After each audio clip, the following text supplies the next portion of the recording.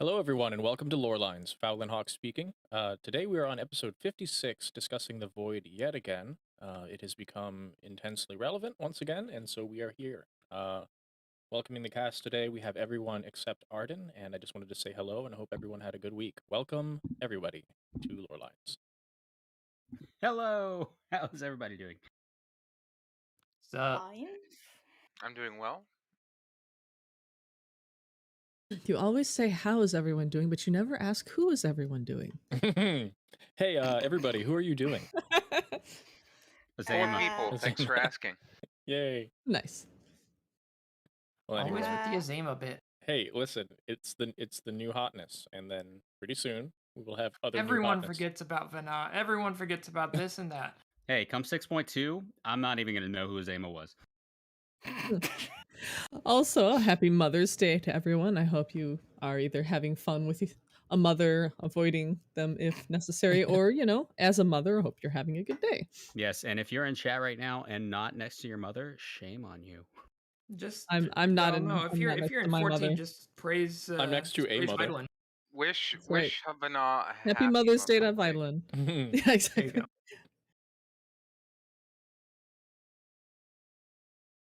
So yes, the void. Yeah, the void. So, gosh, Very empty.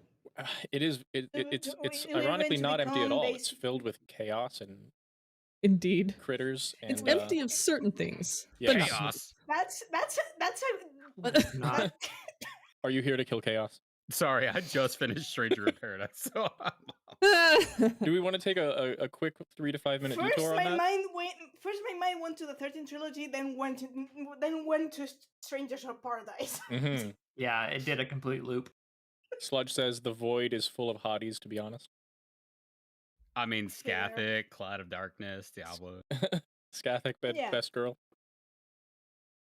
And Yeah. the four lords, or four fiends rather, that we're gonna see. The teenager who got lost in the hot topic. Oh jeez.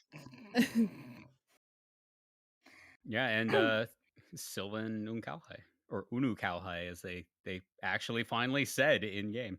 Yeah, Yep. that's worth I'm a so void excited. episode. I'm so excited for them to get a better role in the story than being stuck behind role stuff. You guys remember what I said about B Team and hoping for Endwalker plot lines involving bringing them over?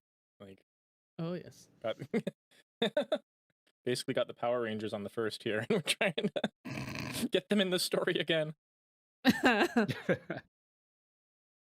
Yeah, I mean they got Silva, they got Tainor, they got Unukalahai, and they got Gaia. Yeah, they got Gaia. They've got Reen, who has no problem summoning herself into a primal like Yzael did.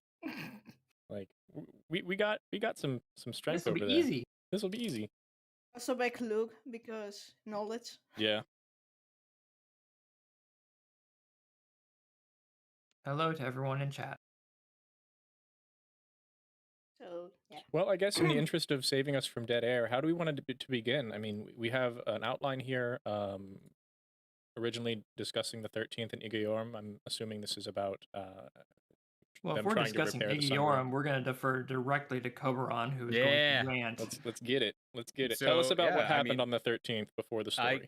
I figure we would just start at the beginning. So we know that roughly 16,000 years had passed on the 13th after the Sundering, which means that they were going very speedy.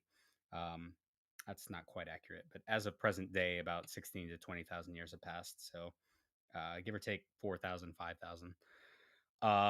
And so the Asians, after they had, reestablished their little convocation, each dispatched one of their people to a shard, and Igorm was the one dispatched to the 13th, which would become the Void. And she was kind of too good at her job. So how the first was really susceptible to light, the 13th was really susceptible to darkness. And they did kind of the same thing La Habrea was doing, where they were using primal summonings to try and destabilize the shard to try and get it to collapse back into the source. And so the Warriors of Light on the 13th were like, hey, this white Orosite stuff is pretty cool.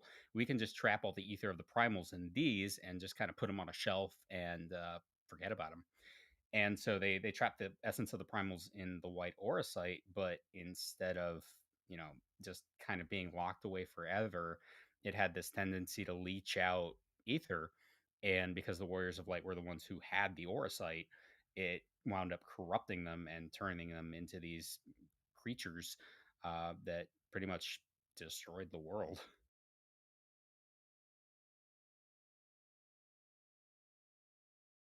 It was very Sad messy. that. That's what? Very Very sad messy. that. Yeah. And so all these creatures started fighting each other, and they were pretty much, I would put them on the same level as what Emmett Selk was saying when you were about to become a light warden. Uh, everyone's going to be powerless before your absolute might, except there were lots of these things, and they all started fighting each other, and eventually the balance of the shard tipped, but there was no mirror calamity on the source at the time, so it just kind of fell into darkness. And once that critical mass was hit, it just kept spreading and started becoming the void. And it should be mentioned that this wasn't really what the Ascians were trying to do. They didn't want to create the void. They thought, all right, if we do this, it'll rejoin, it'll go back to where it was. And that's how they basically figured out, oops, we got to match it up with something on the source or else it does not go well. Whoopsie doodle. It is nice to note that their first, I mean, even if not knowing that, they didn't want to create unnecessary calamities. Like, just kind of go to the 13th, do our business there, and not mess with the source at all. They learned afterwards that you had to mess with the source to get this to work out. So what you're saying is Heidelin made them do it. Yeah, Heidelin made them do it. Don't forget what podcast you're on, guys. Speaking to the chat. But So, Mommy Heidelin tried her best. Yeah, after that, Ignorm wasn't allowed to do things on her own anymore.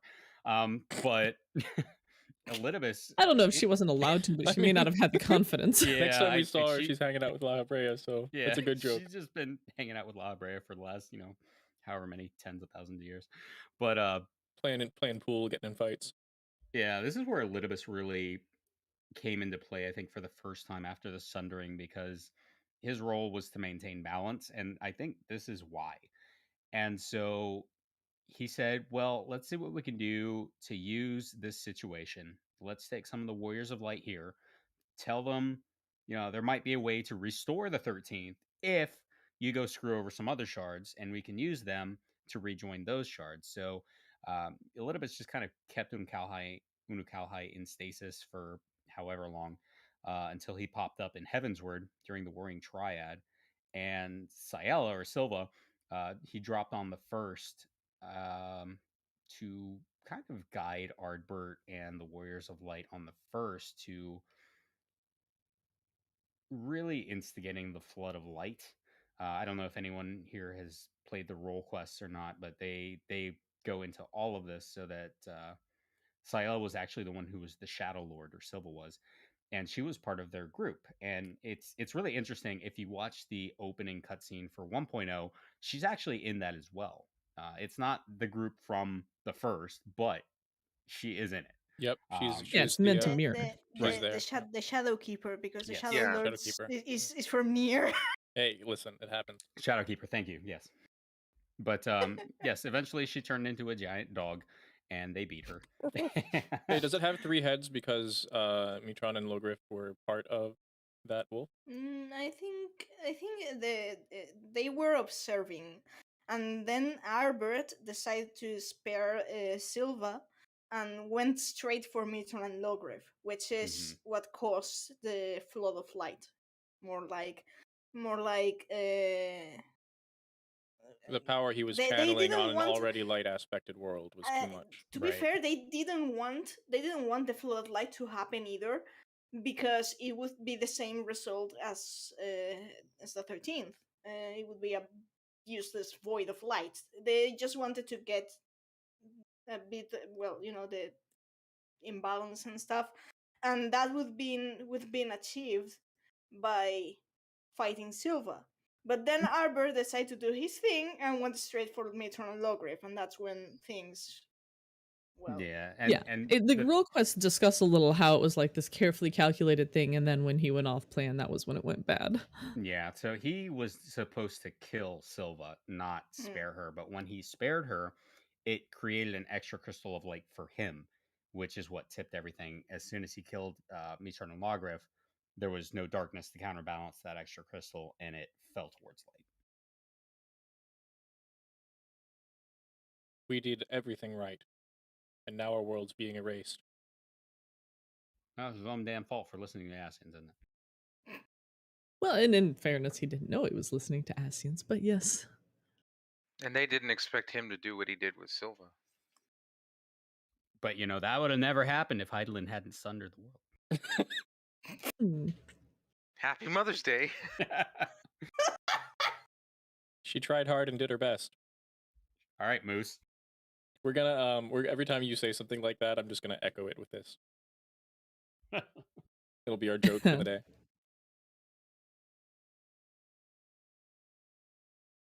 Anyway, so from there, the balance tipped on the 13th, and it became the Void, and every living creature on it, just like on the first, how they became Synators, became Void Sent. So that's fun. So basically the court of hell. Yeah. Essentially, yeah. But there's a lot of different kinds of Void Sent, and I don't know if we want to dive into the lore book because it has delineations for all of them. Oh yeah, I can absolutely pull it up. Give me a moment. Yeah, they've got hierarchies, like in like if you check any demonology book. I'm not sure how accurate you can put that in hierarchies, but yeah, it's taken from those. To be fair, angels are also separated by hierarchy. It's how angels and demons actually adhere to their hierarchies that differentiates Teenagers and Void Sents. Like, if I may, Teenagers they all mindlessly obey the higher power because they're basically like a high mind, no will of their own. And Void Sents, the moment they are able to, they will stab their higher lord in the back to eat their power and become more powerful, basically. So no respect for the higher ups. No respect. I get no They're respect. just very hungry. Seen in Dunescape, I mean, Diabolus was supposedly Skatak, whatever, servant, and the moment she's defeated, he doesn't waste any time in eating her.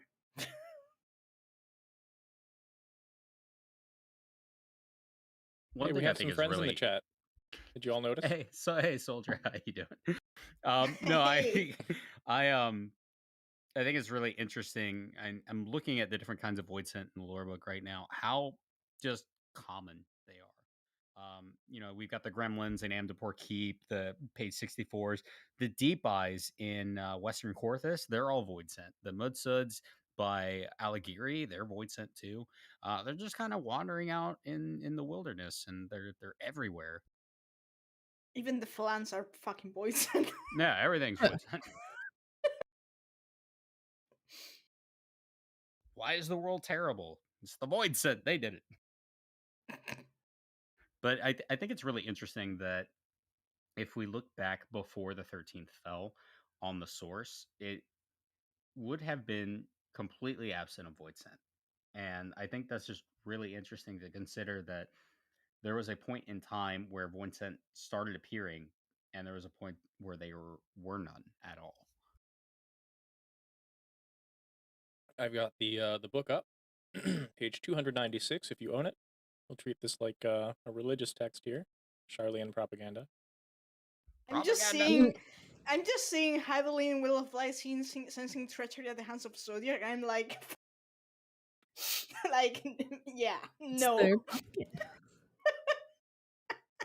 Yeah, I have a comment for the next page when we go there, Sure. but I will make it when we get.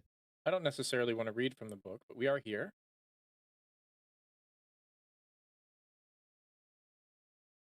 Oh, I love that. suppose. Soldier says, "What did you have to do in your past life to become a flying voice?" Right. Yeah, there's a That little bit does of make me weirdness here. wonder. That does make me wonder what dictated who became what kind of void sent. I mean, Yeah, other than the big ones, we don't really know like what was influencing their creation. I want to say that it was their job. So if you were a culinarian full time, you became a flan because all you cooked was flan.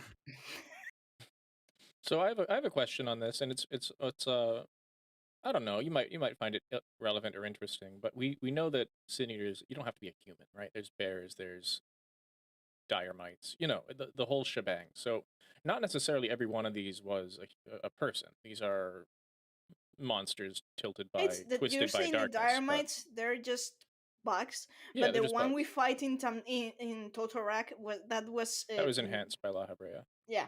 That was not a void scent. That was just, hey, here's a big one. Yeah. But like imps, were they people? Bombs, probably not. Right? We have bombs in real life, so this can't be a void scent, right? I mean, The I, void scent I section, assume Right. that they're they all around. were. Imps demonstrate intelligence, Yes, even they if do. not a lot.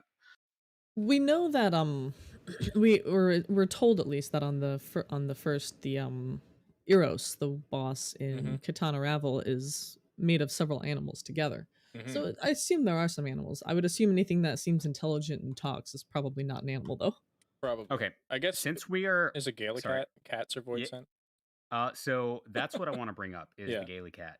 Because when we go back to Elpis, Yeah. the Gaily cats are there, and they were created specifically to mitigate conflicts between other creatures. So the fact that they are listed here under Void Scent is one of those Charlene propaganda things. Exactly. Just It's remember who wrote because this book. no, it says that it's an argument between scholars that they think it's a type of beastkin, and others think it's a void scent. That's true. Yeah, it says a curious, charming creature with a feline body and the wings of a bat. Some scholars posit that it is a type of beastkin, while others insist it is a lesser void scent belonging to the 11th rung of the hierarchy of the 12. One thing that cannot be denied is that it clearly possesses a keen, mischievous intelligence. Wow. And then it turns out they're familiars in Elpis. Yep. And Soldier's absolutely right. Something that's really awesome about the lore of 14 is that the history books actually get updated and almost rewritten as we learn more about the world. And a really good example of this is the elemental wheel in Astral and Umbral in Shadowbringers, when we learn that everything we thought we knew is backwards. And they do it in a really interesting way where they're not just like, oh, this how it was is not actually how it was. It's the characters like, oh, we thought it was this way, but it's actually this way. Okay, we're learning and we're growing, and they use it as a moment to develop the story, the world, and the characters. And I think that's a really powerful aspect of this game. I agree. They don't have to revise the tome. They're just letting the characters discover the real truth. Yeah, but at the same time, it avoids them spoilers. I mean, for example, like if you're a player and you buy and you read the Encyclopedia Eorzea and everything were right, you're probably missing half of the what the fuck moments of especially Shadowbringers.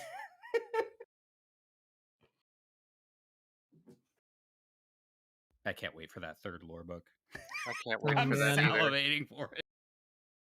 I want to say also, I'm really pleased with the way they're maintaining the story like that, Cobran, because now with Endwalker, the cast is actually well placed to go talk to the forum and revise the books in the game, they're not going to re-release the book. Exactly. But like they're as a group, like, okay, yeah, we've been to the first, we've been to the Ultima Thule, we've been all over the place. Let's put our scholarship to the pen and like actually submit it to the primary encyclopedic organization of the entire planet.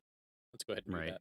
Update. And I would not be surprised if we saw some addendums in later lore books that were correcting some of the things that we thought we knew in previous lore books. Charlian mending their propaganda ways. Yes, exactly. So I will go ahead and read this first paragraph. That makes me wonder a lot about how they're going to handle things like Elpis in a lore book context? Like, did the Warrior of Light just tell them all this information, or what? Well, I had this reaction when I was completing the story, right at the end, right before the final dungeon, right? Um, the cast says to Hythlodaeus and Hades, "You're leaving," as if they knew they were still around. So it's almost like maybe we off-screen told them some stuff that we didn't see ourselves tell them. Just the reaction seemed a little different than I would have expected. Like, "Oh, you're here? What?" It's more like, "Oh yeah, you're here. You're leaving?" Yeah, their reaction was very different from what it had been at the end of Shadowbringers. Hmm. So that kind of reads to me as if we informed them off screen exactly what went down, and I changed our kind of do minds on the wish we'd matter. seen that on screen, though. Same, super same. I do like to think that Hythlodaeus was pretty cognizant of what was going on and just kind of watching ever since the Sundering, because I do believe that I think they said that they were aware of what was going on, maybe not very 100% cognizant, but they were vaguely aware of things that were happening. And then when Emmett Silk went into the live stream, he was just kind of like, "Let me catch you up." I think he was only able to go talk to Hades once Zodiark died and he was released from him. But Mhm. yes, Yes. If I recall correctly, he says something like it was like falling to a hazy dream or some He sorts. says They're blah blah not. blah blah blah blah blah blah blah. They're not really. The shades. I mean the spirits that in there. They were some of them. They're like what. Most of them they're actually rather confused and like how much time has fucking passed.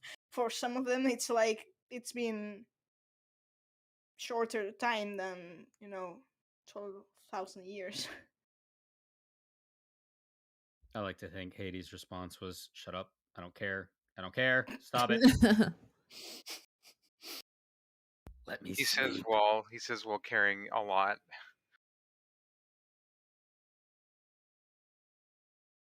Anyways,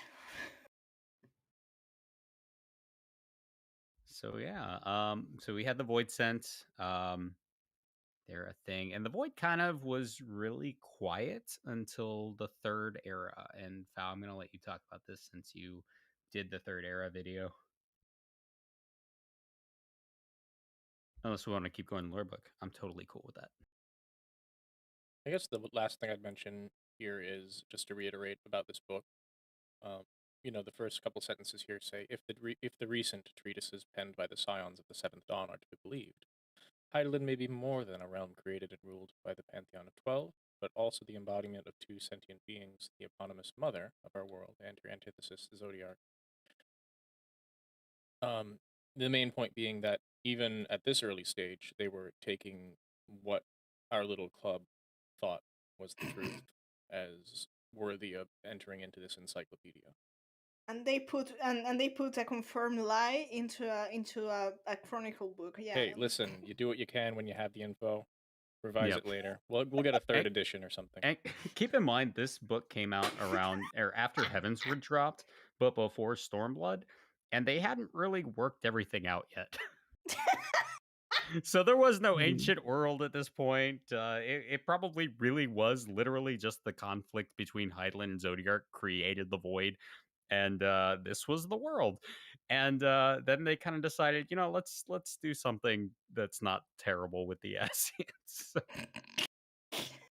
So we've discussed Allag at length in other casts, but the gist is, during the Third Era, when Allag was coming to power, and they were beginning to struggle with the Merisitian Campaign, the Emperor took to, presumably under Emmett Selk's guidance, given the Endwalker cutscenes where he's involved with our boy Aemon, maybe as a third party, just behind the shadows, helping Aemon decide things. The Allegan Empire decided to enter a pact with the 13th, where they would come across the rift and take on the bodies of the dead as new life over here. and it was kind of their way out of the chaos of the 13th, and it was also the Allegan Empire's way of actually defeating the dragons. Bad idea, but that is the shortest possible version I can give of that.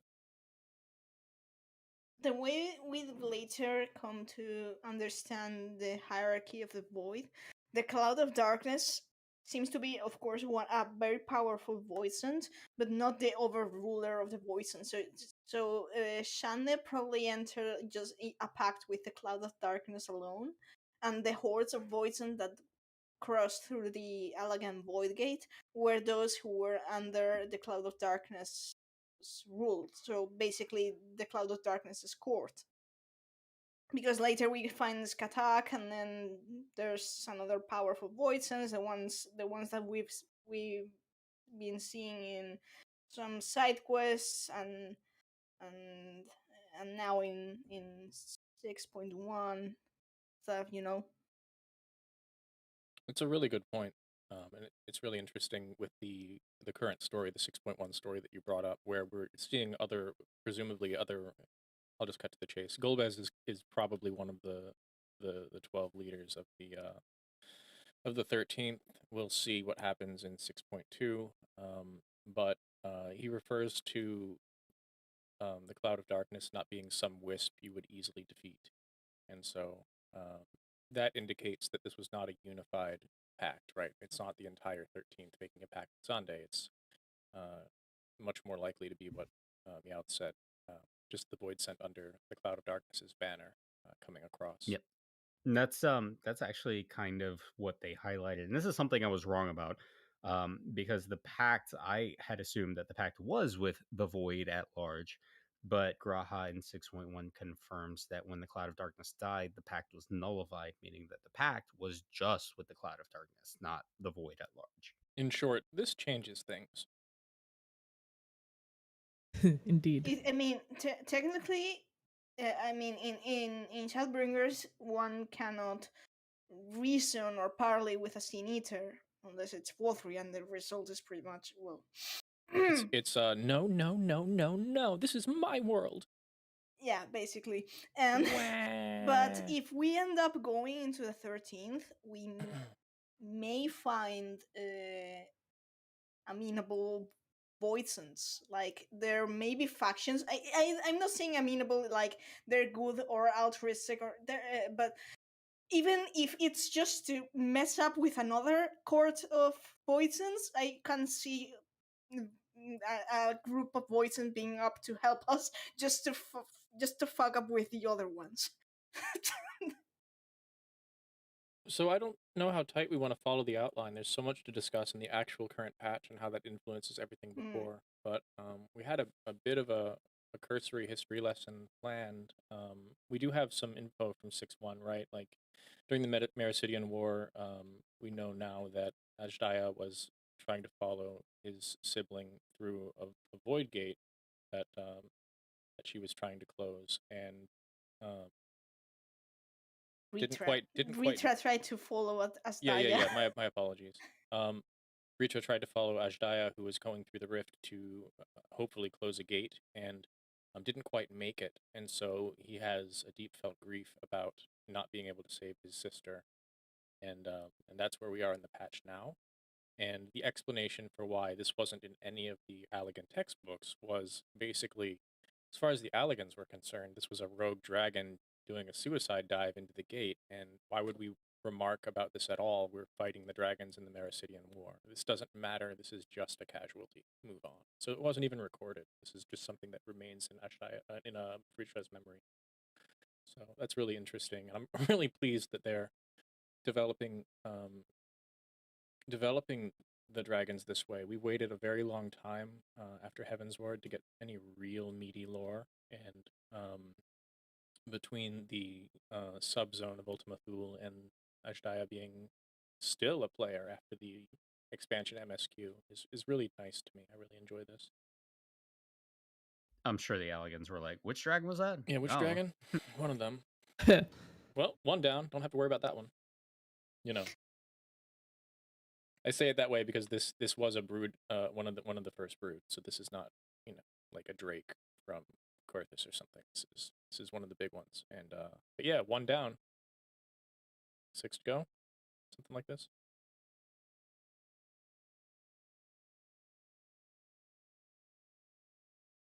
But the next section we had was on Hawk and the War of the Magi, in which the Void were heavily involved as well. Whole thing about Skatak and stuff. Exactly. Do we have anyone who wants to dive into this? It's best effort.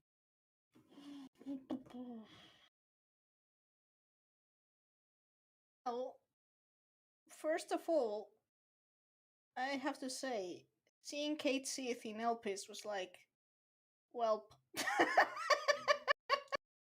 Yeah, this is another That curious one, was- isn't it? That's also Yeah, a that was familiar. weird. It was a familiar. Yeah, I was looking at that and the Gala Cat one, and I was like, "Oh, you're not Void Sent. That's very interesting." But also, Kate Sith in the Void Arc quest series mentions he's a familiar. Mm-hmm. Familiar of a mage of Mahak. Hyde Void Mage Cesare? That was her name? I think so, yeah. Definitely High Void Mage. By the way, isn't that a cool title? I want to be a High Void Mage. I mean, it's easy enough. You just start out as a void mage and then you get high. Yeah. Heck yeah, do a Helmer. Void mage, though, honestly, that Do sounds a epic. Helmer.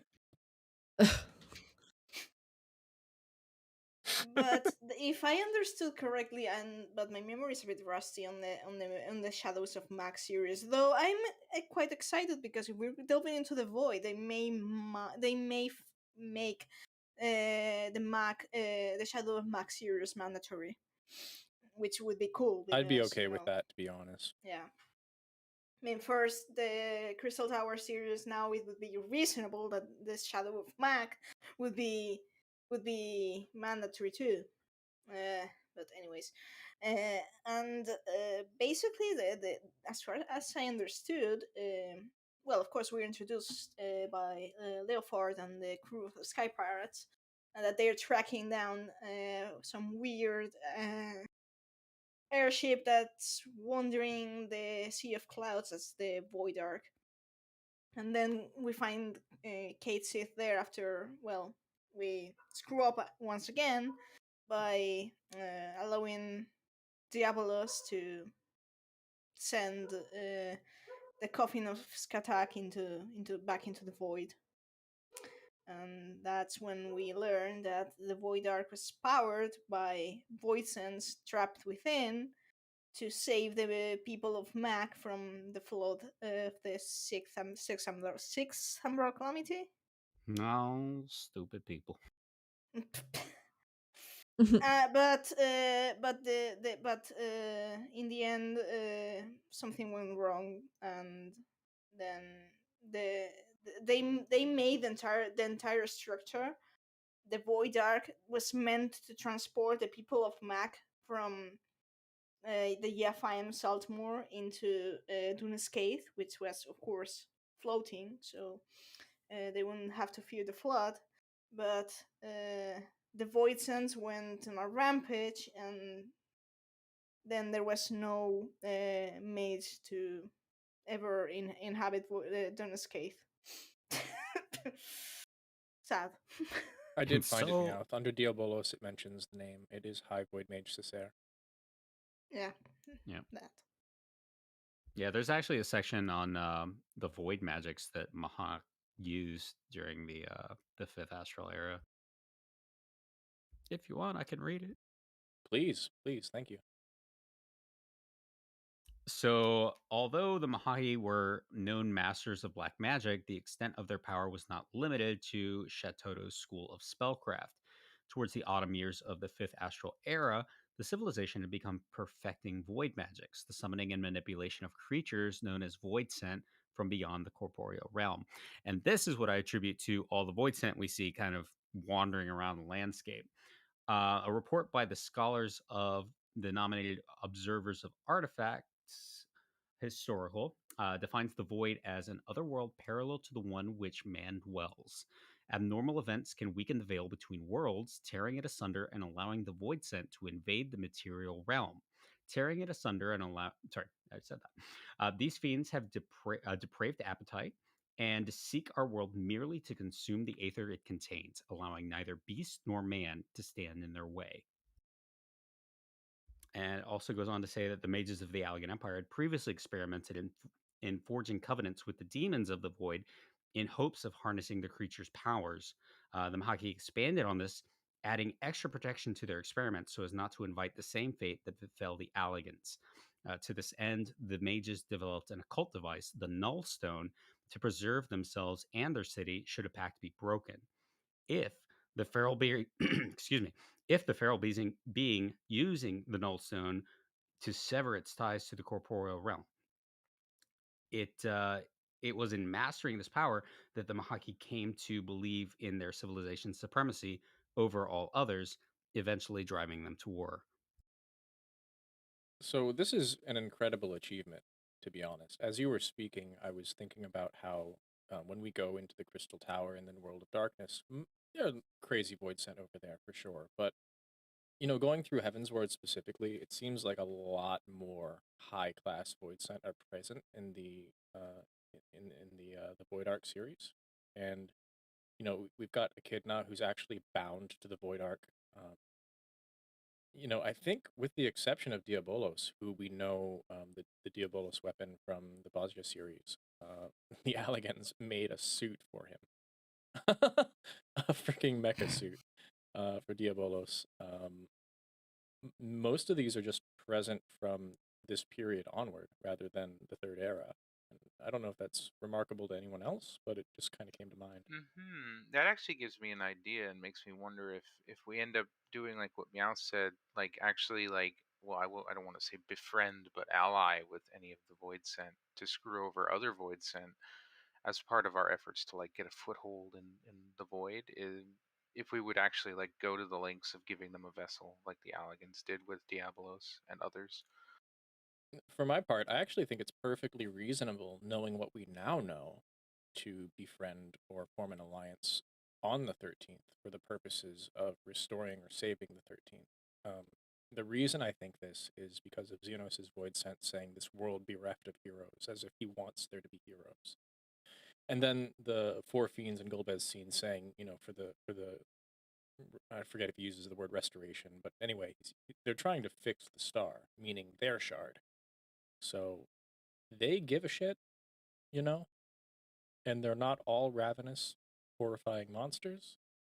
And most of the upper class, if you want to call it that, Void Sent, are very sentient, very intelligent, and from Diabolos to Forgal to what's his name, the Jester. Oh, Ferdiad. Ferdiad. Yeah. So all Ferdiad. of these, like, I wouldn't say you could go, have drinks at a pub, but I can imagine that there are entities on the 13th, maybe the four that we've seen, that you can talk to. I mean, the at least Void Monk talk looked to. like he could down quite a bit at one time. Yeah, he'd drink you under the table. So And they've got lots of reasons to drink when they live there. So something I think is really interesting, if you scroll up in the Yeah. lore book, Yeah. just a little bit. Which entity? The Gremlin. Gremlin. So in the Shadowbringers trailer, we see the world suffused with light. But we see a gremlin there, which is a void sent. We also see the gremlins on the first, just out in the wild in that fate where they just kind of troll you. They're breaking our immersion. Yes, your face is breaking my immersion. That's right. But it's interesting that they are a void sent in a world flooded with light. It's I explaining wonder- it's explaining go one of the side quests. Apparently, this is in Lakeland. I recall that one because there's a quest in which there's a soldier in Fort Job that's basically having a crying fit because the gremlins bullied him, and and he asks you to give them what for, and then when you're done with them, he basically explains that the gremlins first appear when the Crystal Tower appeared in the first because they came with a package Mhm. from the void sense that were inside. The Grand Imps were part of them too. Oh, new planet. One thing I think is really interesting is that we see both in the Crystal Tower series with Nero and in 6.1 with the Nixies that when you go into the void, the aether seeps into your ether and corrupts your ether. I'm very surprised more of that didn't happen on the first, and we did see a bit of it with the people in Amarang like Howrick, who were like corrupted but not sin eaters, and we see something similar on the other side with Void Sent, but also Void Touched, where people have darkness within them, but they haven't quite gone as far as Void Sent. So I think that's very interesting that there wasn't more of that there because of That the was replayability. discussed in Eden, actually. That's why they couldn't stay out in the empty too long, because just being out there, eventually the corruption would get to them. It seems Right. like it's the exact same mechanism with going to the void. Right. Besides, there's some people that are like, for example, the whole story about Nilbert and Tainor is that well, in their case it was not void touched people. It's just that they use selective breeding to get a powerful bloodline of mages, powerful enough to open tears to the void. But then if you play the red mage quest line, there's Arya, who comes from a bloodline that specifically made a pact and with Lilith, and it's in their blood, literally. So one of these descendants can become a vessel for Lilith, and it's inherited Play the Red through Mage their quest blood. line. You will enjoy Yeah. it. That's a really good point. Also, I do want to address what you said about the first doing selective breeding in order to get a powerful enough mage to open a portal to the void. We do learn that based on the position of a shard, that it's harder to open a portal to that shard. So it was easy to go to the first because it was supposedly adjacent to the source, but the 13th is not adjacent to the first. So one of the questions was, well, is it because the mages on the first aren't as powerful because they're only 1/14th, or is it because the void is further from the source that they have a lot more trouble opening those portals? It's a good question based either on way. frequency, frequency or the ring in closeness, they would the mages of the first would have the source in the middle to reach the 13th. So they might have had an easier time of it than, say, some of the other shards, which are farther away. If they tried Yes. with the second, for example, perhaps, but the second was gone in I think the third calamity. I have The to third think number that calamity. I have to think the first also had the difficulty of the sources mages are getting stronger gradually with each rejoining, whereas the first mages are not, which is part of the reason I imagine they had to do the selective breeding to even get a chance. Yeah, We that also makes don't sense. see That makes any. no sense to me. Yeah, we also don't see any evidence of primal summoning on the first. Mm-hmm. Yeah, that's Not true. until Eden, and we're the ones doing it. Yeah, we're the ones doing it. So Listen, we learned that we had to summon a volcano and beat it up, so we're just kind of maintaining that pattern here. Don't worry about it. It is very much the same mechanism. It sure is. I mean, depending on each shard's levels of ether, perhaps in some shards it's easier to perform a summoning and more difficult in others. Like the 13th, if it's more polarized towards astral, towards astral, there's more activity, but the first is more polarized towards stasis. So getting ether running may be even harder, and perhaps the shard wouldn't be able to handle it. Who knows? It's just throwing thoughts here.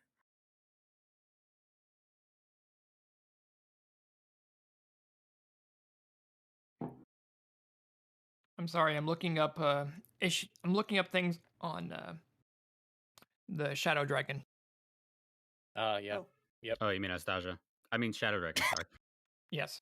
I mean, there is void dragons. It's true, but this is too clean of a reference. They're gonna do it. Way too obvious of a reference. Oh, hey, I'm not judging it. I just think it's clean.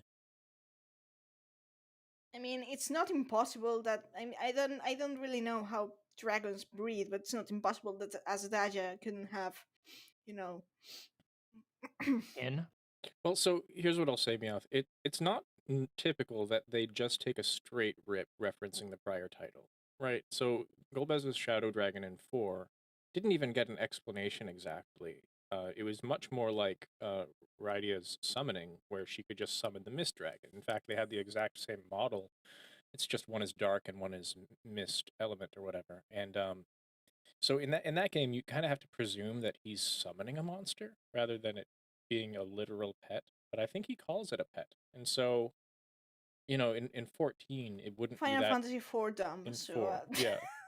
Well, it's okay. I'm just trying to explain. So in 14, you wouldn't imagine that we're summoning a primal or whatever, and that is the Shadow Dragon. This would be more like, oh, a dragon got through the void.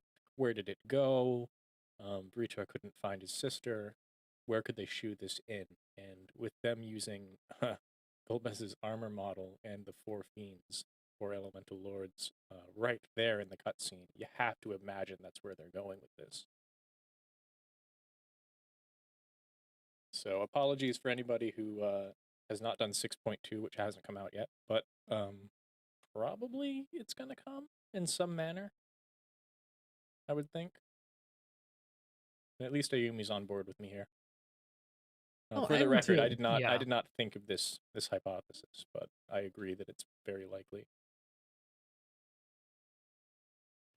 I mean, you called me an idiot for thinking the in 5.3 the all-out attack for the Warrior of It's Light a lazy reference. That one's lazy. wasn't a reference from 4, yet every single one of them was a direct They're all the rip right jobs. of all of the party. Yeah, 100% the right jobs. I get you there. We're fine. We're fine. You purist. You purist.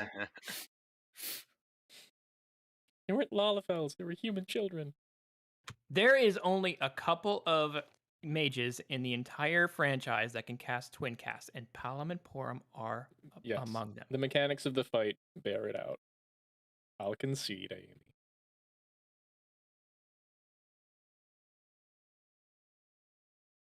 Can I just say I hope we get after years Palom and Porum, not for Palom and Porum. What, you don't want to have that bonk sound effect? I mean, we can still have the bonk sound effect. I just don't want like 2 kids.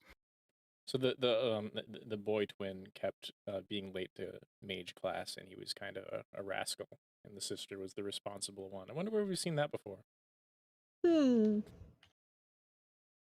funny. The World of Final Fantasy. That's 4. I know. I was just thinking of more twins that follow that rule.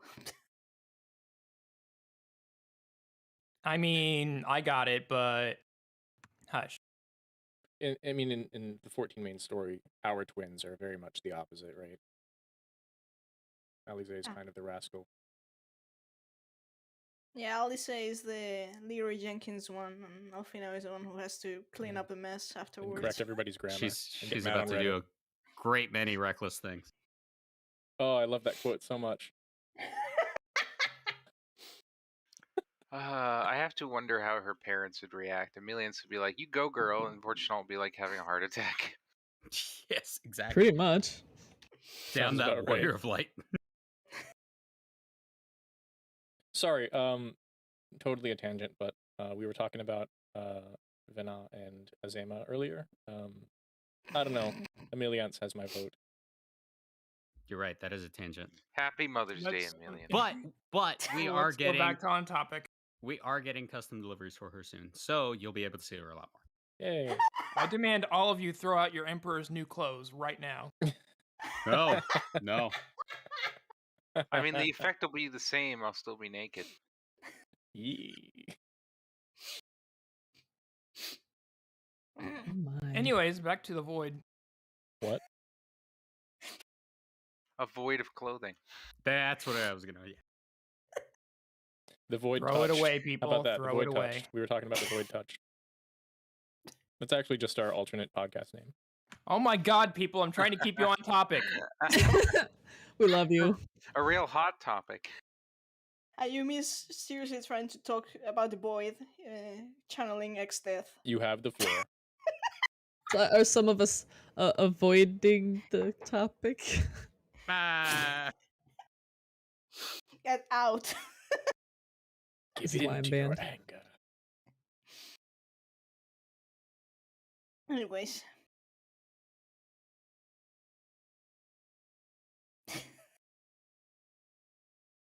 Pray continue.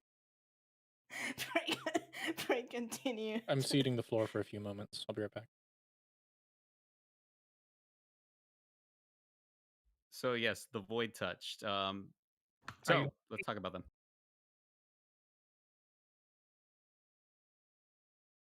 Yumi.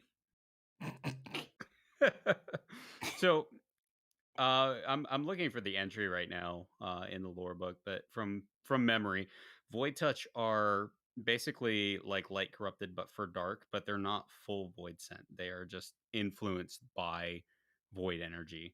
And void sent are actually creatures from the void that have either possessed the vessel or come through a tear in the fabric between the two realms. Basically, people who have not yet turned into poisoned. Right. It very much lines up with the with the Sin Eaters, and then with those that have been corrupted by them. Yep, absolutely Yes. does. And there are some of them that are in between, like a very thin line between a void touch and a void send. Like I'm thinking Calophystery in the wiping city of Mag. Yep. So Caliphystery was not a void sent. They were a mage from Maha that drank void blood. Mm-hmm. Turns out that's a bad idea. Terrible idea, but Yeah, it did give them Imagine wanting immortality. to do that. Imagine wanting to be a void sent. That seems like a stupid. I plan. mean, She basically pulled an Ishgard. aside from the hunger, it sounds pretty good. I know. I was being sarcastic a little bit. A little bit of dragon's blood here, a little bit of void send blood there. It also makes me wonder if Hesperos is also something related to any of this. Like, So basically, you become what same- you eat. kind of, yeah. So you eat a lot of carrots and you become a carrot. Oh my god. I mean, I'm thinking the dragons of Ishgard, the people of Ishgard, and now the Voicened. It's all about. Well, I'm going to. No, I'm not going to say You're it. just gonna. So did Batman just gnaw on a Batwing and then he became the Batman? That's exactly how it happened. Wait, what? Listen, I was going to say I'm going to suck you up, and then I realized that was a very bad idea. You should have stopped. You really It's too should. late. It's too late. This is now an 18 and older podcast. No, I didn't hear any words We that were missed indicative you. of naughty things.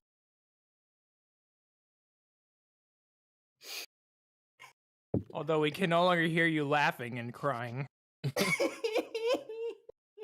That's 3 today. You missed 2 before we You started started broadcast. it with the stupid Spanish. Shut up. It was idiot That Spanish. was beautiful. Idiots. Español es stupido. They don't know about that. Well, we can tell them if we want. Let's I'll not. let And you let's tell them. continue.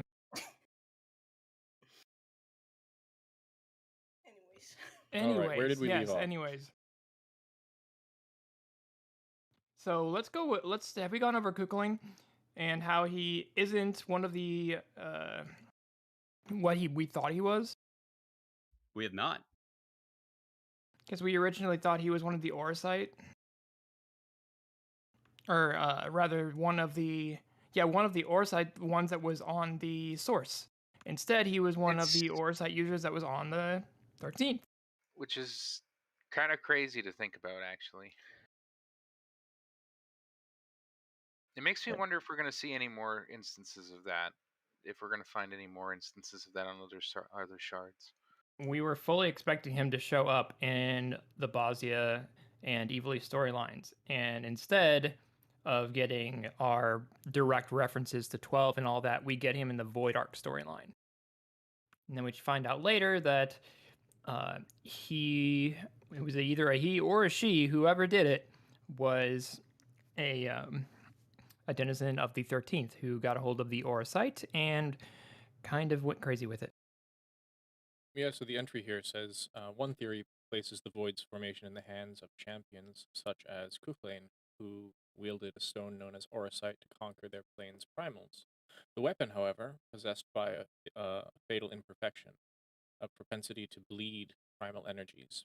With each victory, the heroes changed, transforming at last into fiends of endless appetite, insatiable in their hunger for ether.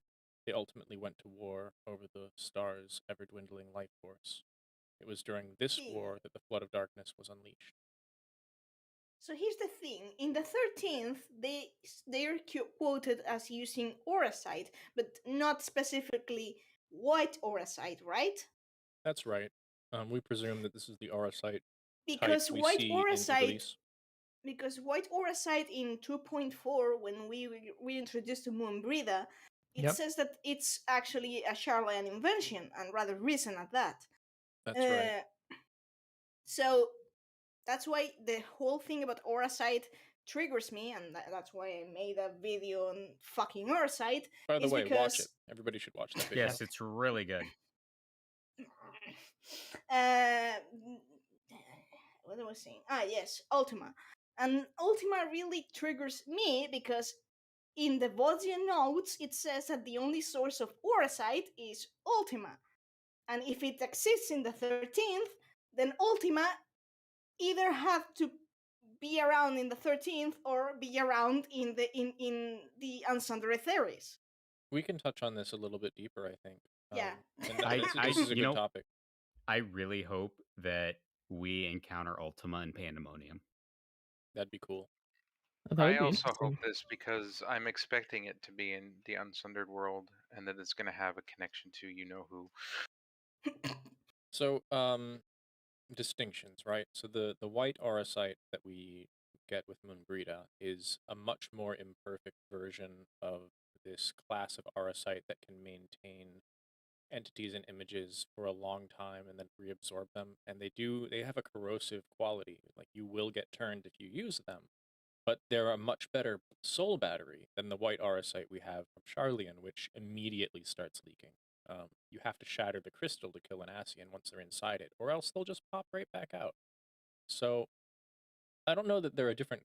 It's not necessary that they have to be different things if we're looking at like an elemental chart or like a periodic table, or it's just that this is a much different class of the item. It's like a class S Orosite is what we're using in the Ivalice storylines versus the rather rudimentary technology we have out of Charlian right now.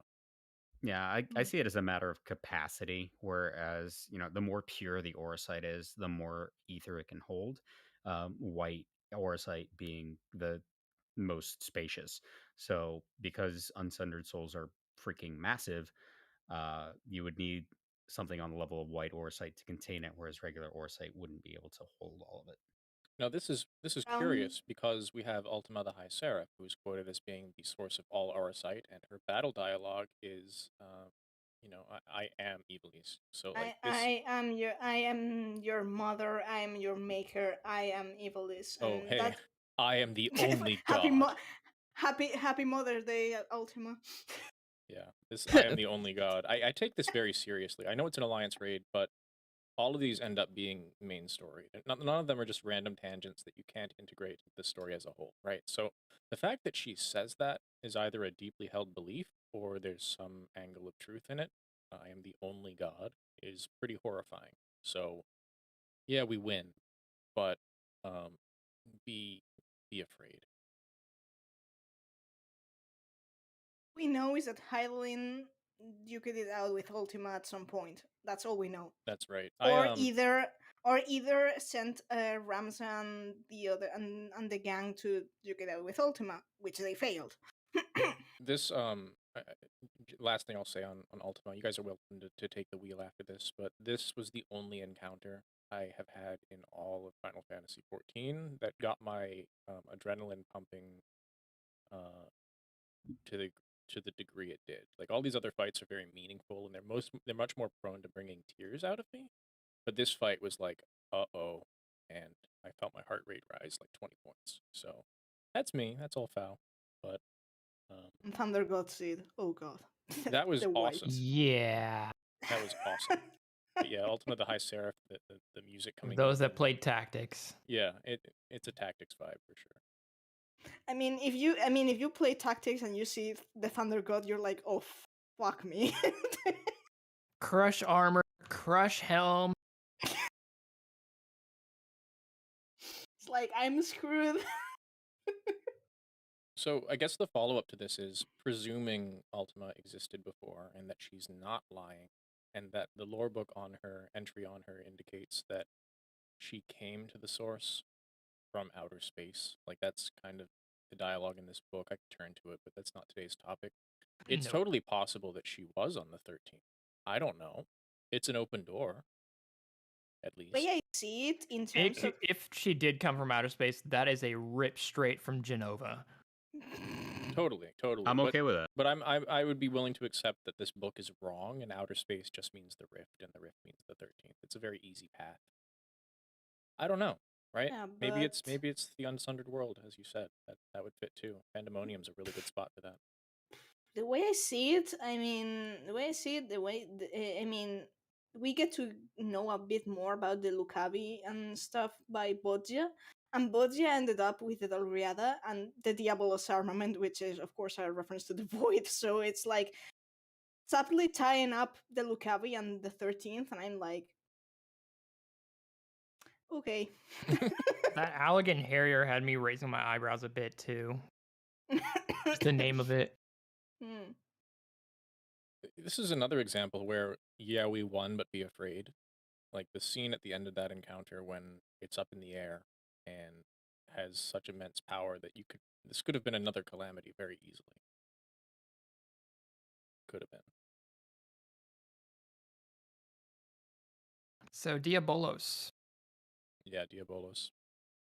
I mean, technically he's completely fried because Xiii fried him with a nullstone, right? If I recall correctly. They somehow he somehow got his soul, or some part of his soul lingered and was put into the Allegan Harrier. Well, yeah, but Somehow. Somehow. Somehow. I mean, we know.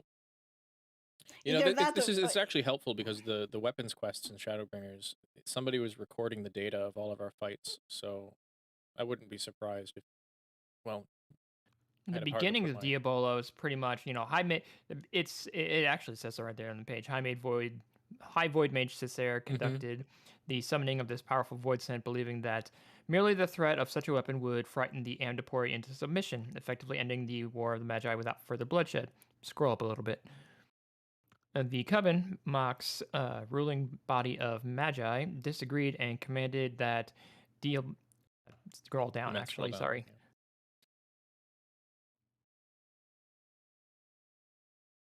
There we go.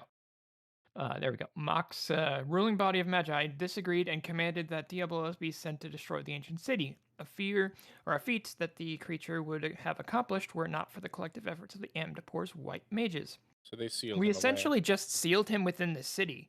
Not we, but the Amdapor just sealed him within the city underground. And when we came in to kind of look around the place at the behest of the white mages, we accidentally freed him. So do you understand what Emmett Selk was talking about his colleague causing problems just to resolve them? I mean, the second time it's that's first run. Diabolos' first run of Lost City of Amdapor normal, right? Yes. Yes. And Yeah. and Amdapor Keep Hard is Ferdiad, and we freed right. them both. We freed them and both. then they show up in Dunescaith. Yes. Yep, Marvelous. They've just God, been we're hanging out in idiots. between patches.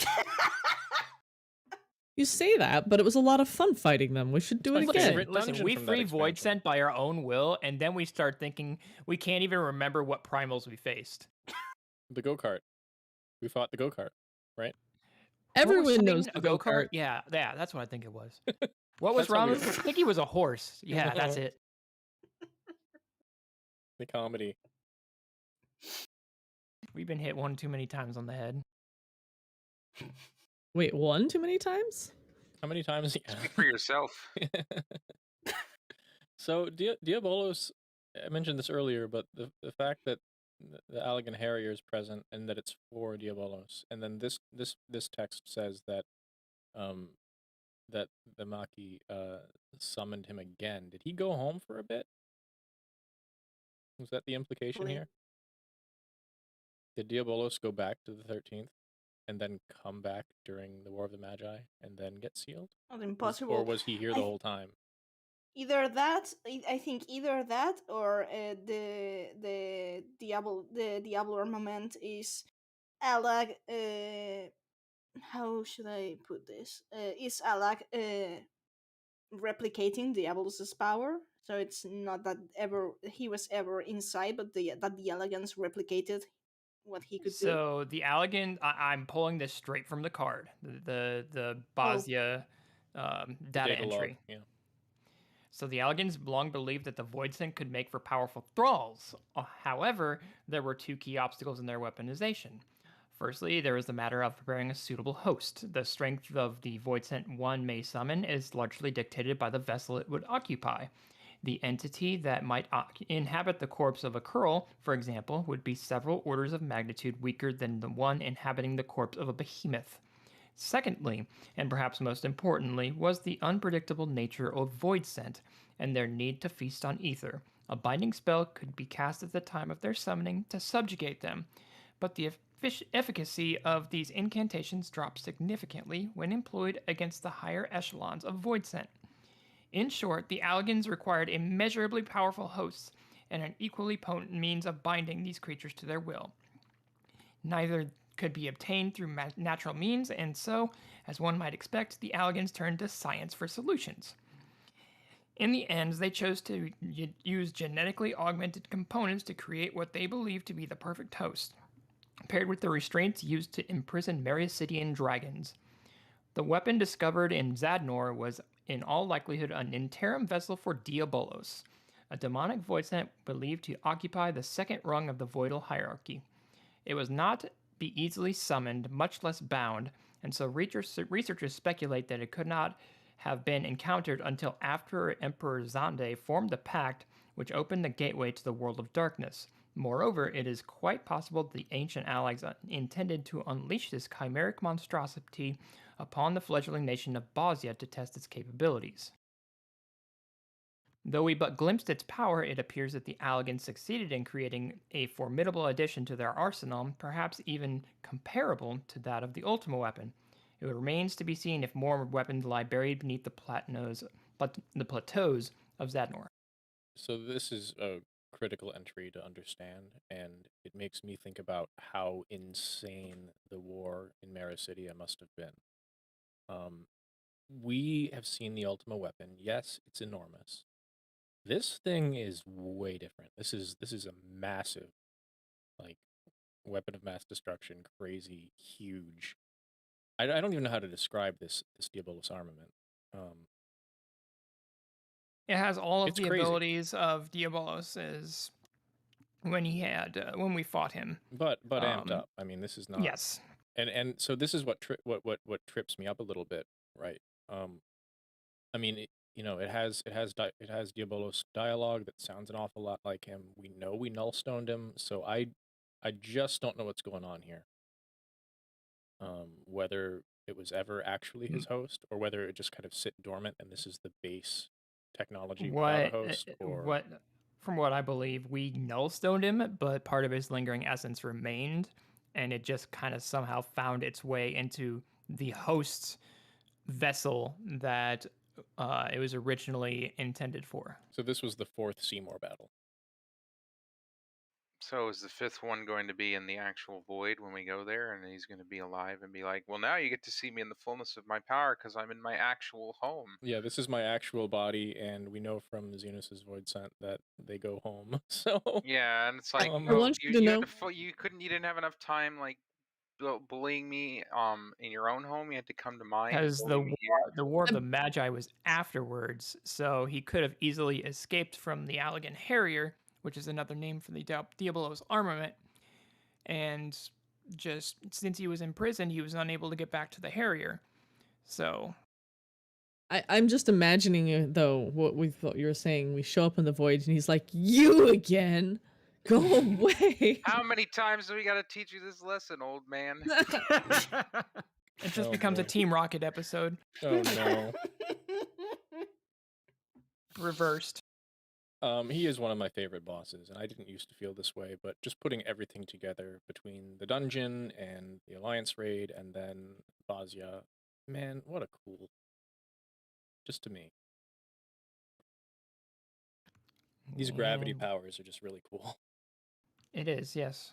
And the doors.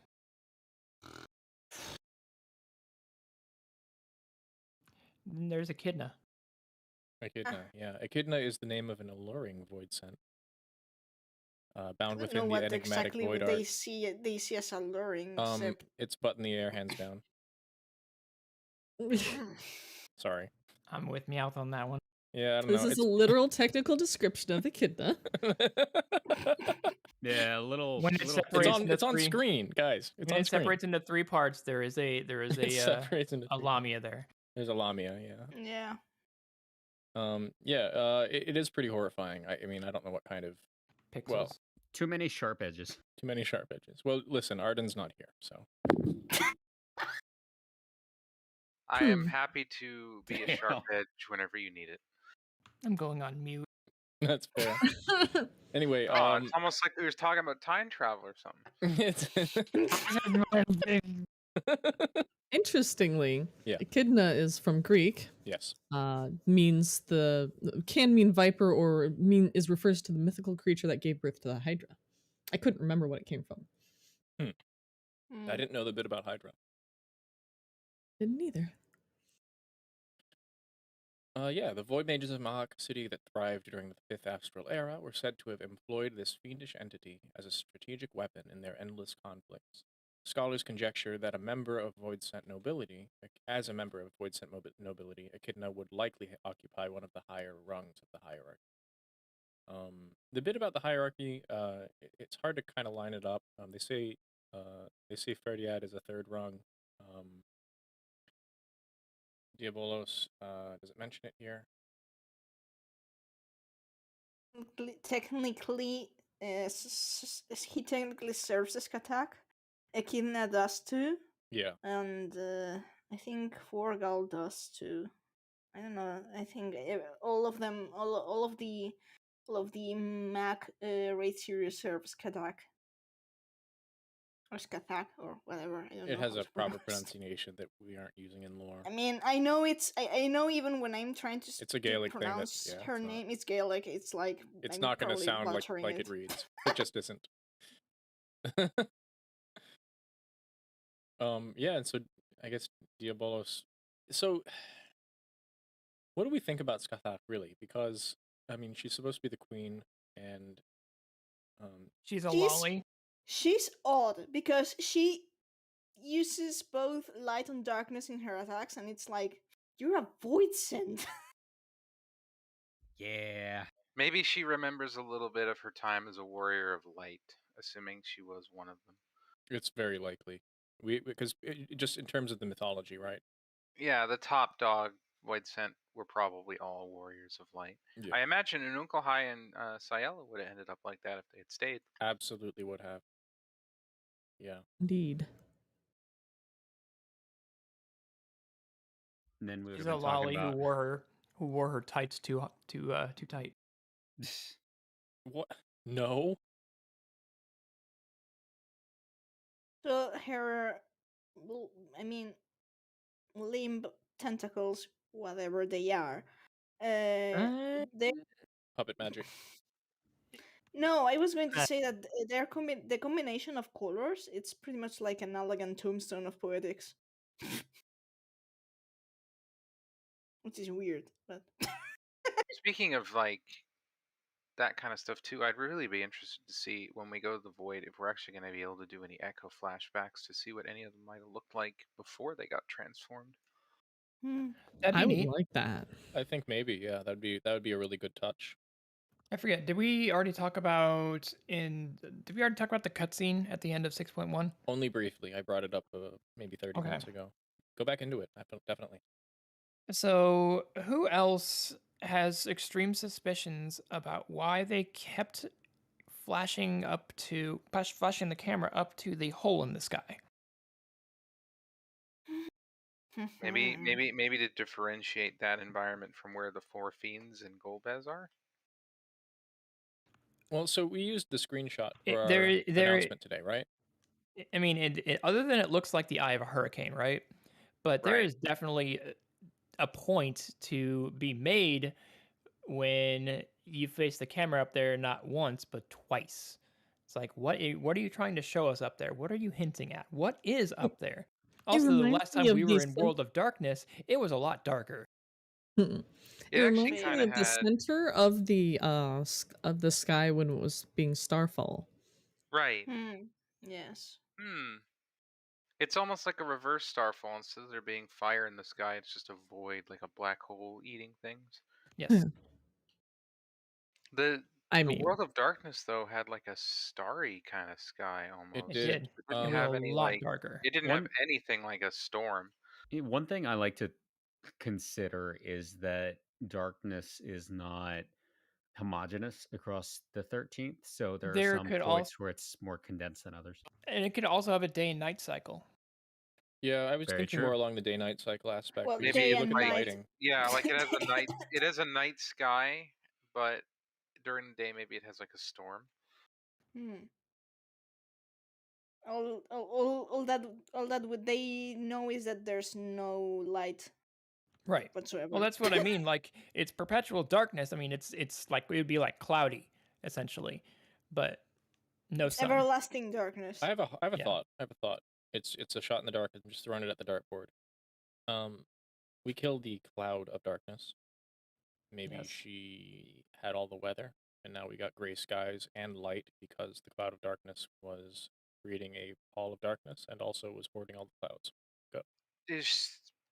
But she's okay. It's weird. But is she really dead though? Is the thing. I don't know.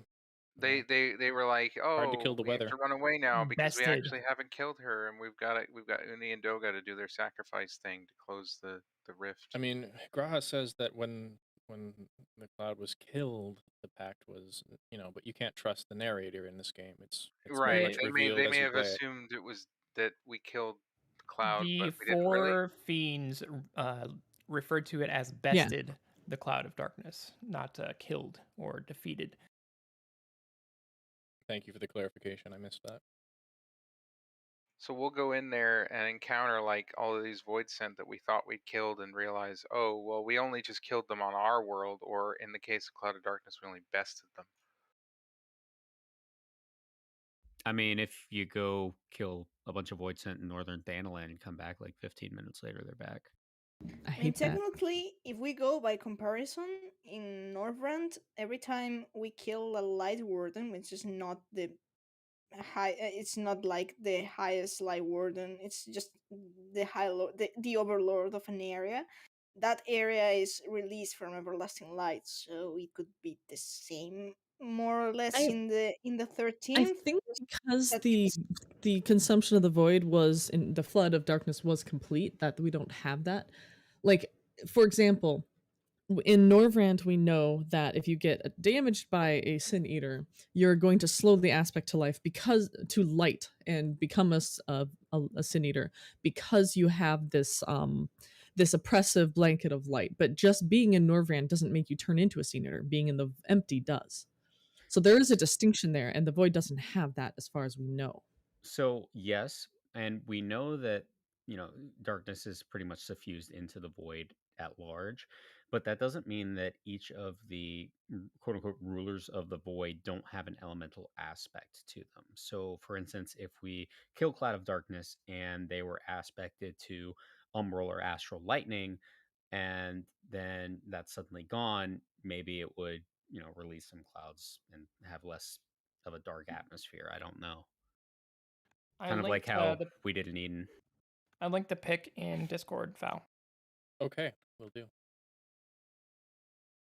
In any case, it doesn't mean that, for example, that the Sea Eaters didn't use elemental powers. Eros, for example, uses lightning and fire in its attacks. Philia uses earth. You get the earth dot if you step into its when it Right. does the round attack thingy. The middle where it is, it's earth aspected. Storch uses sort of, well, it has feathers. You could understand it as being wind elemental, and there's well, Titania is a special case, but you know. Yeah. Or I it would. wasn't bested, it was dispersed. Yeah, so here's the direct quote. Throne of Wind says, "Yet we must not underestimate she who bested the cloud of darkness, even restrained by a covenant. Restrained by a covenant, mark that. The cloud was no feeble wisp to be dispersed by some flesh and blood mortal."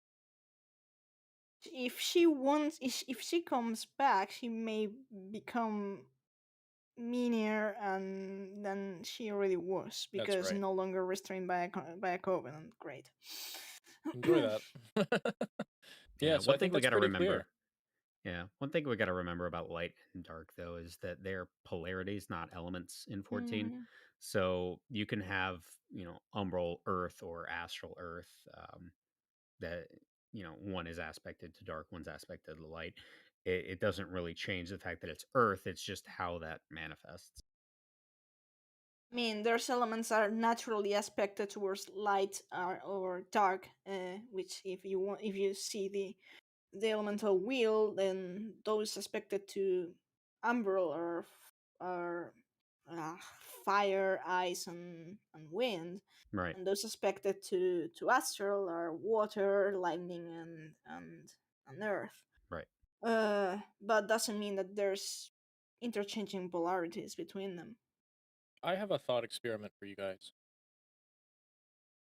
What would the purpose be of having a throne of wind, fire, earth, water on a world like the 13th, where the elements are out of whack and there are no heroes? The first thing that comes to my mind is that they're keeping some kind of order so that things don't devolve completely. It could be the opposite, of course, too. Yeah, we could also see them as like little tiny kingdoms within the 13th, and each one has either, a certain degree of order or chaos ascribed to it based on how the rulers of those areas divvied them up. I'm going to go classical Final Fantasy and say that if we've got any chance to meet proper warriors of light that became voidsons, these are the ones likely. Just because the recurrent theme of the warriors of light burying each one an elemental crystal of the four elements, and Golbez Oh, I like maybe that. being like the. I was going to say, for example, some sort of the leader. Middle manager? Or maybe just like a leader. I mean, they seem to have more than one. Well, the How thing, Yeah. dare you refer to Barbarisha as middle management? so the thing about the Four Fiends in 4 is that they're doing tasks for Golbez, but it's not at all clear that he's in charge, right? Like, these are forces of nature monsters. These aren't necessarily his underlings, even though they're doing a job. In this game, I'm leaning towards what was said earlier. Maybe these Thrones of Wind are, the Thrones of the Elements are a way to maintain an elemental aspect in holding pattern for a possible future where they can fix the shard. We know from Eden that restoring the elements is absolutely critical to fixing the empty. In fact, that's what we're doing the whole time. We're We're making incarnate the best we can, primals of the various elements, and by killing them, that energy gets dispersed into the land. And at the end, we get a healthy little garden.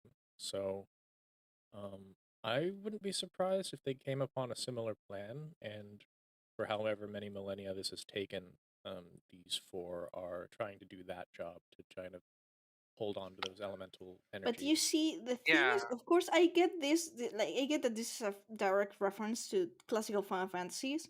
But even still, in classical Final Fantasies, we still have the element of lightning and an element of ice. We didn't actually. I mean, for having the crystal of water and having the crystal of earth, there was until later titles there was no water elemental magic or earth elemental magic or wind elemental magic for that matter.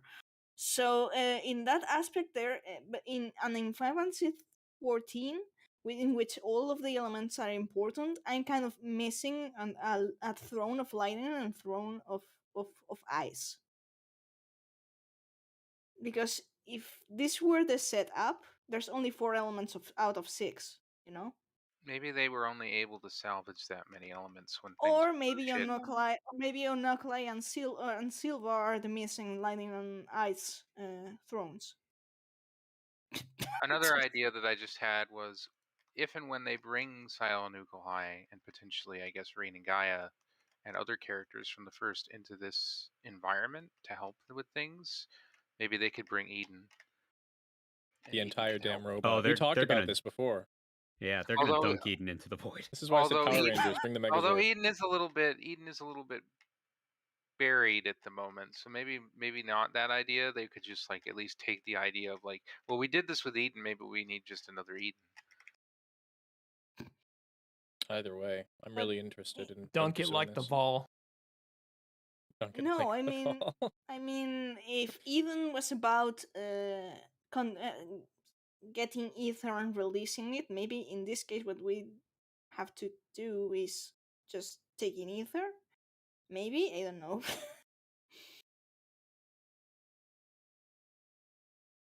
In any case, look forward to it. With Golbez and the Four Thrones, +2 is 6 elements. We know that the Warriors of Light got consumed. Maybe they didn't. Maybe they got stored away. We know that these 5 entities want to save their star, so I wouldn't be surprised at all. That's a really good idea. It's a good thought. That maybe these are actually just their friends. Ruh-roh. Orsino's avatar. Yeah. And we know what happens when 5 Warriors of Light got together. I played Stranger of Paradise. You Oh my spend your God. time crushing crystals under your feet.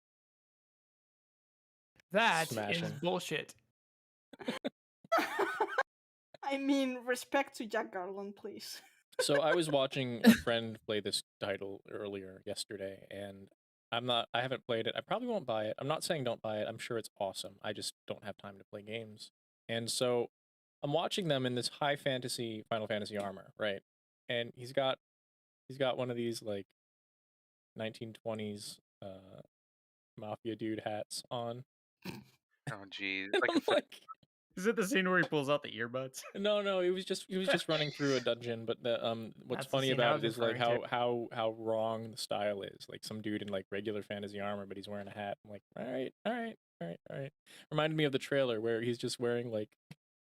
I mean, you can do that in this game. It's not like I it's that on know. point. I mean, I'm not going to spoil the story, but yeah, for being a Nomura script, even though it may be cheesy in some aspects, the thing that actually held Nomura back this time is that probably he was having to work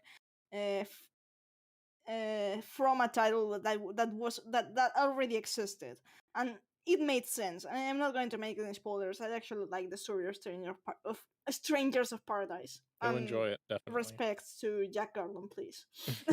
Okay. Jack Garland is basically Jack Garland is probably if I were to describe him, he's like he's like the skip cutscene guy kind of guy. Yeah, he seems to be. He hits escape and then clicks yes. Well, he literally just cuts people off in conversation, as I recall. Like they'll start telling him who they are, and he's like, "I don't give a shit." I'm here to No, kill it's, chaos. I don't give a fuck who you are, and then he punches them. Oh my goodness. That's the warrior of light we need. Yeah. Or is it the one we deserve? Well, that does that about cover everything? I think so. There's more to discuss. Go ahead. I have one last thing. Go for it, Sarah. With regards to Xenos' Void Scent avatar, I am going to just throw out the idea that it's not like, and I guess this isn't that like shocking, but I'm betting money that is going to be the Azem shard for the 13th. The Void Scent itself. Fucking It's interesting. hope not. I'm gonna be so mad because then it's gonna be like, oh, let's rejoin with ourselves from the 13th, and then it's just gonna be a game about us. Okay, but that's not necessarily what I think might happen. I'm just saying that I think that's who that is. I just really hope they don't go in that direction because that plays into the whole, Azem of the Convocation is just far future us who went back, and I really hope we don't go there. Time travel yet again. Well, I mean, the 13th is dilated forward, so. I was going to say, if any, because some of you raised the question, if any of you want to ask me between the 13th shard and Final Fantasy 13, now is your time before we go. Sludge Prince, yeah, I did see that earlier. Just make sure we quote it for our audio audience. Yep. Did you guys see the video of that Void Scent's voice pitched to normal, and they sound like a woman? Yes, Yumi, go for it. Well, I actually kind of interpreted it as potentially like androgynous, like non-binary. That's how I interpret it. Sound androgynous. It sounded like a man and a woman kind of overlaid. Yeah. I heard my name. What? Oh, I was just Cobran had quoted the Sludge Prince's message, and I wanted you to go ahead and do the thing. But the thing has been done. Sludge says apparently in Japanese they sound like a man, so shrug. Just saying, if any of you have a question for 13, I think Cobran will be because we actually have an announcement. Yeah. Oh God. Don't run away now, I got you. All right, go for it. So I'm sure we told you guys this last week, but we're making it official this week too because we're going to be starting it up on Monday. The Lorelines channel is going to be playing. Well, I could say that, but we'll give him some wiggle. It's going to be Mondays.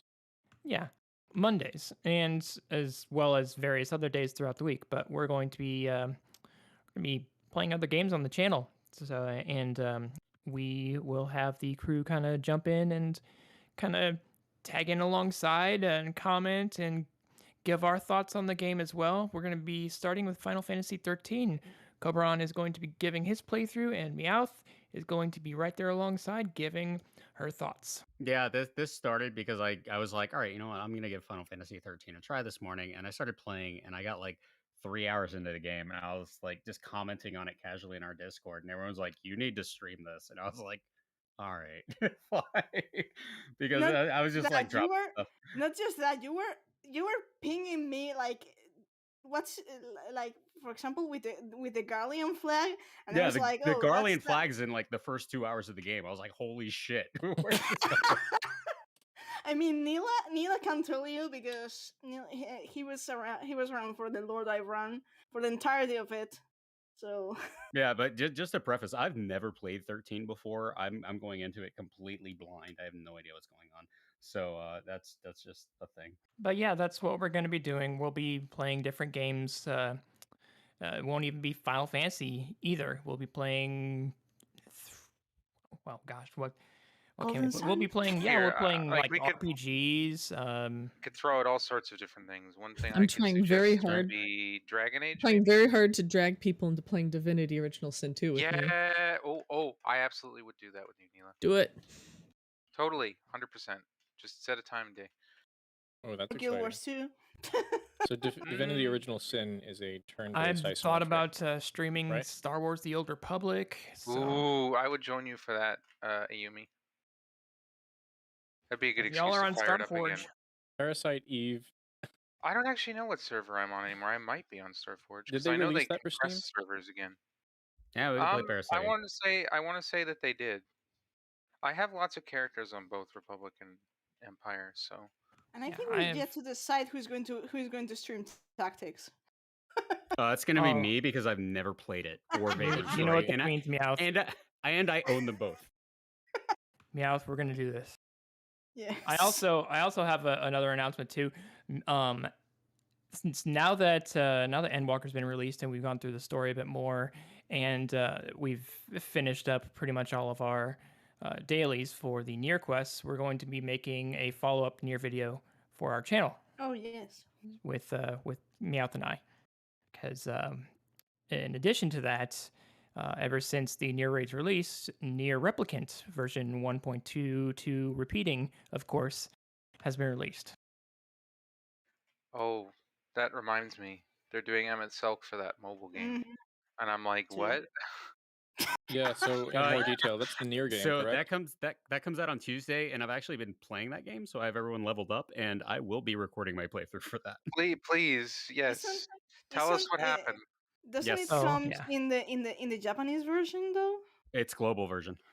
Oh, it's global version. Yeah. I really hope they don't tie like a minion code to Soldier. that. 'cause Soldier's otherwise not I'm gonna mad, have he's just to do it. disappointed. I doubt they will, but one thing to note is that it's not the storytelling in that for the event is very much like vignettes. It's not like Mhm.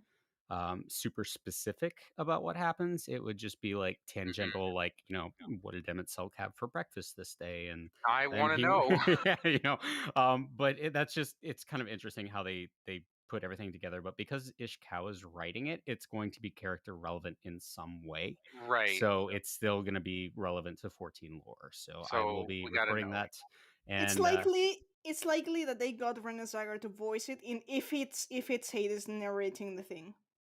if it is, I don't know if it's going to be because usually they have standard narrators, but if it is, I know everyone's going to flip. I will say that the reason we haven't posted anything to YouTube lately is because my computer imploded, so I haven't been able to do anything on a computer. So. But a new one is on the way. A spicy new rig. But yeah, that covers our announcements. I hope you guys are excited as we go into this this new phase. You'll be seeing a lot more videos on our Twitch channel and hopefully our YouTube channel too. Yep, and as usual, guys, if you enjoyed the stream, please bring your friends. We want more viewers, and we will be here next week with a topic to be disclosed. So for our various audiences, please follow, like, subscribe, share, comment, all the things. We Ring love that you. bell. Ring that bell. That yeah. we will have to play Bravely Default. Oh jeez. I have both Hey, games. you say ring a bell? Ring the bell. Yeah, that's funny. Roll that frog footage.